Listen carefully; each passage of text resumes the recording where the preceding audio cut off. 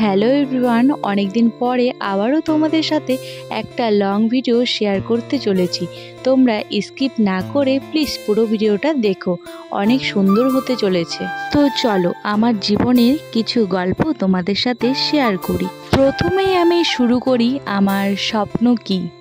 তো আমার স্বপ্ন হলো আমি একজন বড় ইউটিউবার হতে চাই, কিন্তু তা আর আমি হতে পারবো না, কারণ বড় ইউটিউবার হতে গেলে ভালো ক্যামেরা লাগে আর ভালো কন্টেন্ট লাগে, সেটা আমার কাছে দুটোর মধ্যে একটাও নেই।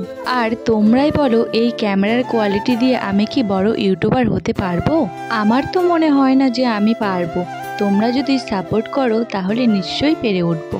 দেখো, তোমাদের সাথে গল্প করতে করতে আমার রান্নাও কমপ্লিট হয়ে গেছে। আজকে রান্না হয়েছিল মাগুর মাছের ঝোল আর ডাঁটা চচ্চড়ি আর মূলা ভাজা। একদম পুরাপুরি 2 ঘন্টা ঘুমিয়ে বিকেল 5টায় ঠিক উঠেছি। ব্লগটা তো শেষ করা হয়নি, তাই ভাবলাম যে চলো বিকালের ভিউটা তোমাদের সাথে শেয়ার করি।